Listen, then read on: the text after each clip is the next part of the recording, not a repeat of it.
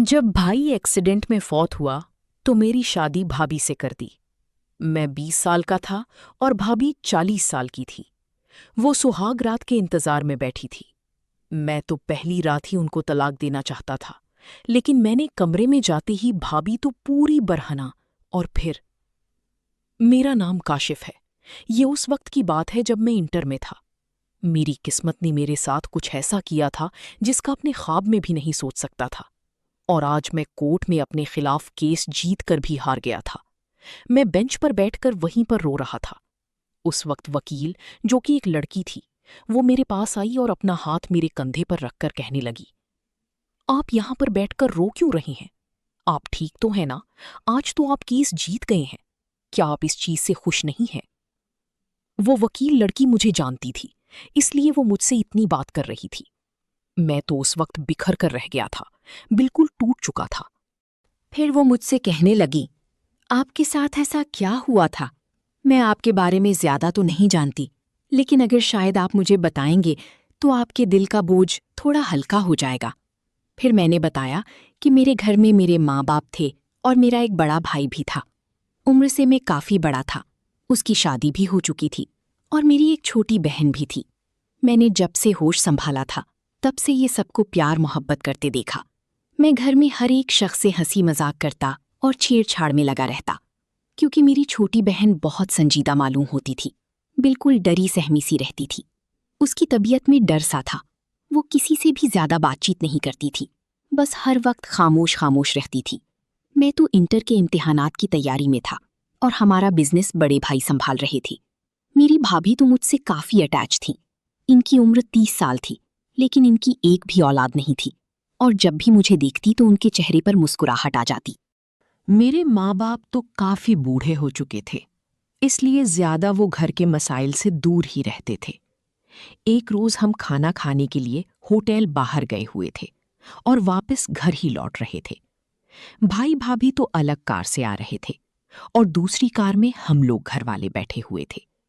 ہم لوگ تو تقریباً 1 گھنٹے میں گھر پہنچ گئے تھے، لیکن 1 گھنٹہ ہو چکا تھا، بھائی اور بھابھی ابھی تک گھر نہیں پہنچے تھے۔ اتنی ہی دیر میں فون کی گھنٹی بجنے لگی۔ میں نے جیسے ہی فون اٹھا کر سنا تو آگے سے آنے والی آواز نے مجھے ایک ایسی بات سنائی جسے سن کر میرے ہاتھ سے فون ہی چھوٹ گیا۔ میں اپنے گھر والوں کے ساتھ بڑی مشکل سے ہسپتال پہنچا۔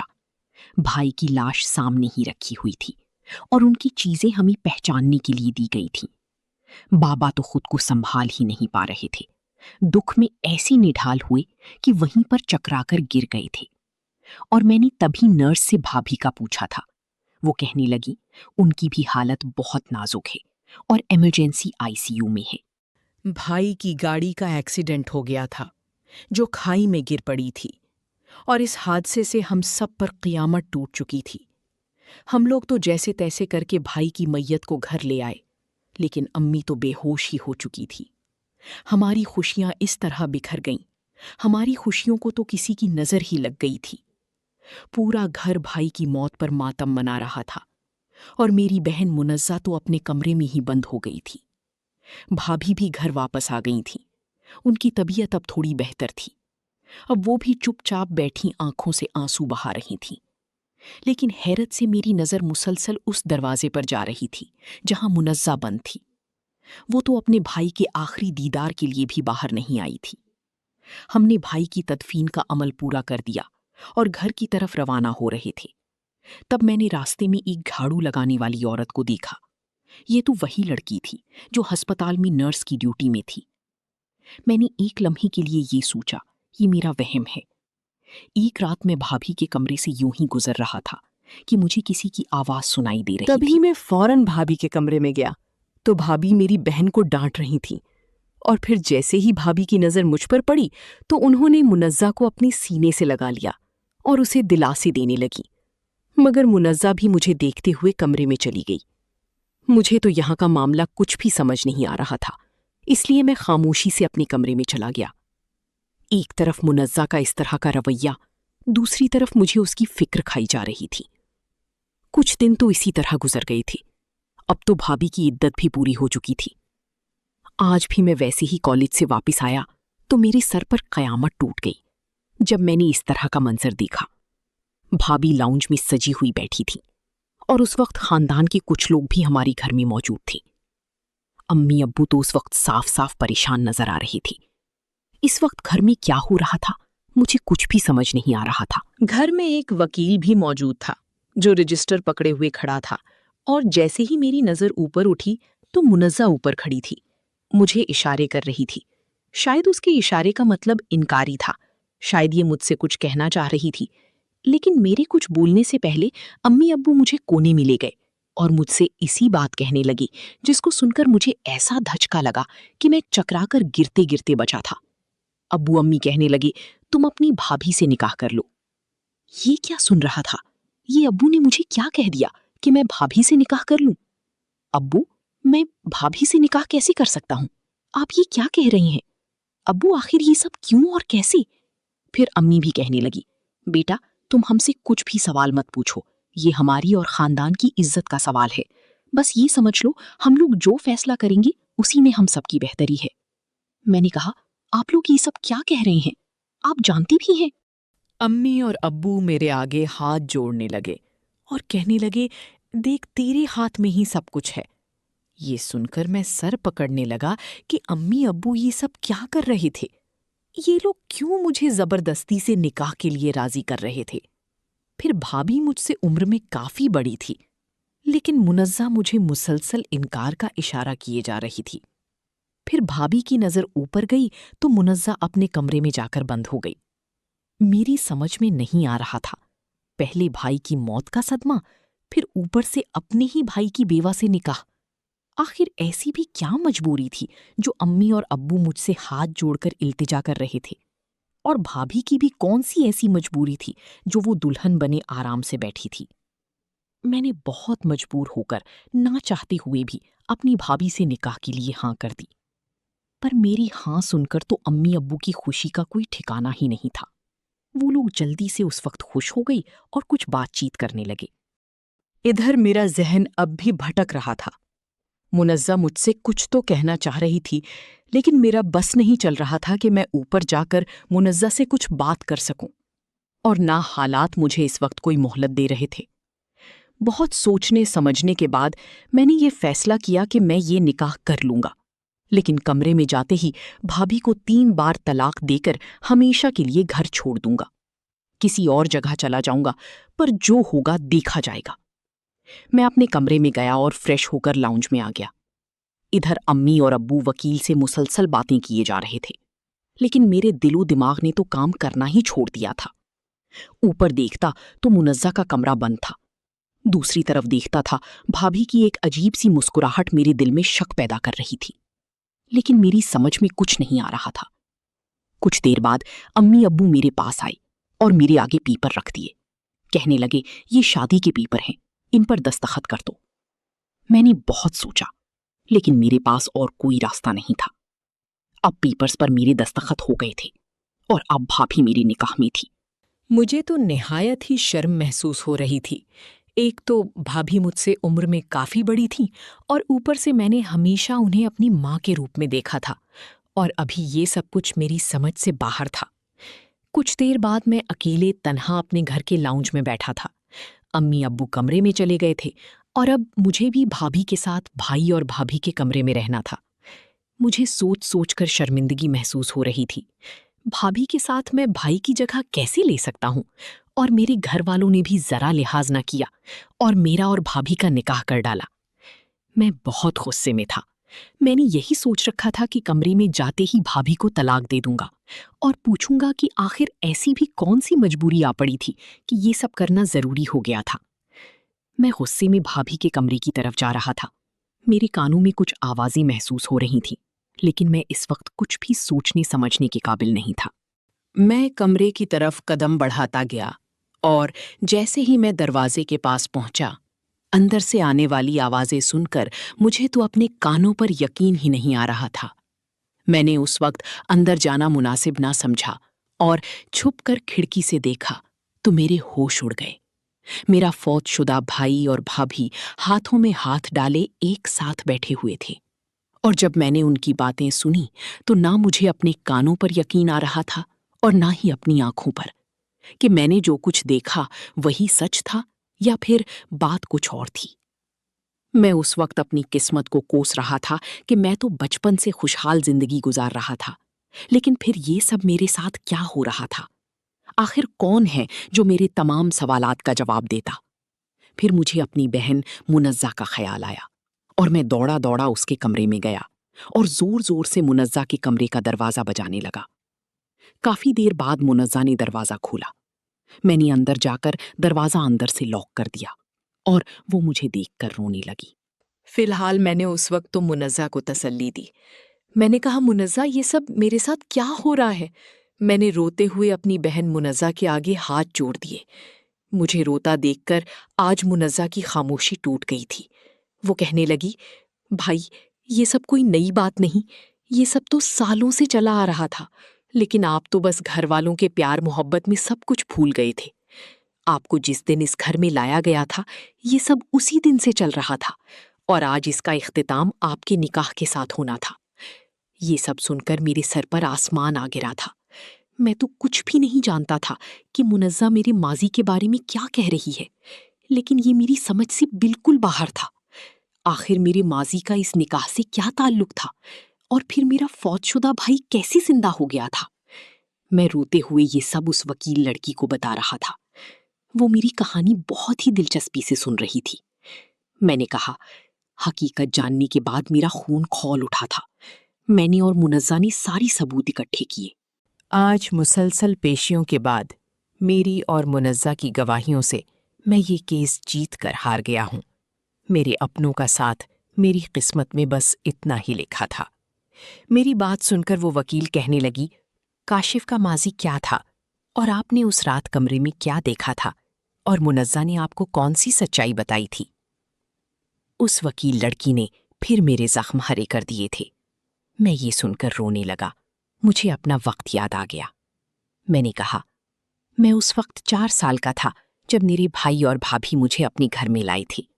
در حقیقت میں ان کا سگا بھائی نہیں تھا، بلکہ میں ان کے دور کے رشتہ داروں کا بچہ تھا۔ لیکن بچپن میں ایک حادثے میں میرے والدین کی وفات ہو گئی تھی۔ تب ان کی وفات پر پورا خاندان جمع تھا اور ہر کوئی مجھے اپنے گھر لے جانا چاہتے تھے، لیکن بھائی اور بھابھی کے بہت اصرار کرنے پر مجھے ان کی حوالے کر دیا گیا تھا، کیونکہ ان کی کوئی اولاد نہیں تھی اور خاندان والوں کو لگتا تھا کہ ان کی گھر کوئی اولاد نہیں ہوگی، اور وہ لوگ میری ذمہ داری اچھے سے نبھا سکتے تھے۔ اس لیے 4 سال کی عمر میں بھائی بھابھی مجھے اپنے گھر لے آئے، جہاں میری پرورش میری سوچ سے بھی بڑھ کر کی گئی۔ مجھے اتنا پیار محبت دیا گیا کہ مجھے کبھی احساس ہی نہیں ہوا کہ میں اس گھر کا بیٹا نہیں ہوں، اور امی ابو نے تو مجھے خوب لاڑ پیار سے پالا تھا۔ شاید میرے اسی لاڑ پیار کی وجہ سے وہ لوگ اپنی سگی بیٹی منزہ پر اتنی توجہ نہ دے سکے، اور بچپن سے ہی وہ احساس کمتری کا شکار ہو گئی تھی، اس لیے وہ سب سے کٹی کٹی رہنے لگی۔ لیکن جب میں نے اس کو اس دن بھابھی کے کمرے میں دیکھا تھا، مجھے کچھ عجیب لگا تھا۔ جب زور سے بھابھی نے منزہ کا ہاتھ پکڑا ہوا تھا اور میرے آتے ہی اسے گلے سے لگا لیا تھا، میں تو اپنی زندگی خوشی خوشی جی رہا تھا۔ لیکن جب میرا زبردستی نکاح بھابھی سے کروا دیا گیا اور میں کمرے میں جاتے ہی طلاق کے الفاظ بولتا، اس وقت میں نے سب کچھ دیکھ لیا۔ میں اپنا طلاق کا فیصلہ بالکل بدل چکا تھا، اور ساتھ ساتھ منزہ نے جو سچائی مجھے بتائی تھی اسے جان کر میرے اندر سب کچھ ٹوٹ گیا تھا۔ جیتے جی مر چکا تھا، اور ہم دونوں ثبوت اکٹھا کرنے کے لیے اسی طرف نکل پڑے جہاں وہی نرس لڑکی جھاڑو لگایا کرتی تھی۔ اسے میں نے نرس کے لباس میں دیکھا تھا۔ وہ ہمیں دیکھ کر بھاگنے لگی، لیکن جیسے ہی ہم نے اسے پیسوں کی لالچ دی، وہ ساری سچائی ہمیں بتانے لگی۔ میں تو سر پکڑ کر وہیں پر بیٹھ گیا۔ تب منزہ نے گھر والوں کی گرفتاری کروانے میں میرا پورا ساتھ دیا۔ پولیس نے منزہ کی گواہی سے گھر والوں کو گرفتار کیا، جو بچپن سے آج تک سب کچھ دیکھتی آئی تھی۔ وہ اس بات کا جیتا جاگتا ثبوت بنی، اور بھائی اور بھابھی کو عمر قید کی سزا ہو گئی۔ میری بات سن کر وہ وکیل لڑکی حیرت سے میری طرف دیکھنے لگی۔ وہ کہنے لگی، تو کیا بھائی زندہ تھے لیکن وہ میت؟ یہ سن کر میں دبے دبے لہجے سے مسکرانے لگا اور کہا، آپ نہیں جانتی بھابھی اور بھائی اور ان کے والدین میرے ساتھ کیا کرنا چاہ رہی تھی۔ بچپن سے جوانی تک ان کی پرورش میں کوئی کمی میسر نہیں تھی، پر وہ لوگ میرے ساتھ یہ کھیل کھیل گئے۔ اچانک منزہ اسی وقت مجھے ڈھونڈتے ہوئے ہمارے پاس آ گئی۔ میں نے منزہ سے اپنے گھر والوں کی خیریت پوچھی تو منزہ کہنے لگی، حیرت ہے بھائی، آپ نے کرٹ میں امی اور ابو کو معاف کر دیا جبکہ بھائی اور بھابھی کے ساتھ وہ بھی سازش میں برابر کے شریک تھے، اور اگر وہ سازش میں کامیاب ہو جاتے تو آج آپ اس دنیا میں نہ ہوتے۔ یہ سن کر میں مسکرانے لگا۔ میں نے کہا، منزہ، جو بھی ہو، آخر وہ ہیں تو میرے ماں باپ، انہوں نے جو کچھ کیا وہ ان کا پھیل ہے اور میرے لیے یہی کافی ہے۔ ہاں، میرا بس نہیں چلا، میں تو بھائی اور بھابھی کو معاف کر دیتا، لیکن منزہ، تم نے مجھے ایسا کرنے سے روک دیا۔ منزہ کہنے لگی، بچپن سے لے کر آج تک جو کچھ ہوا، بھائی اور بھابھی آپ کے اصلی گنہگار ہیں، لیکن یہ تو آپ کا ظرف تھا کہ سب کچھ جان کر بھی آپ نے بھائی اور بھابھی سے کوئی سوال نہیں کیا۔ حیرت ہے بھائی، وہ وکیل لڑکی کہنے لگی، آخر تم لوگ مجھے بتاتی کیوں نہیں ہو کہ اس رات تم نے بھابھی اور بھائی کے کمرے میں کیا دیکھا؟ اور منزہ، تم سب جانتی ہوئی بھی اتنی سالوں سے کیوں چپ رہی؟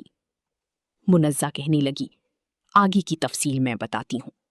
منزہ کہنے لگی، میں بچپن سے چپ اس لیے رہتی تھی کہ مجھے کاشف بھائی سے جلن تھی۔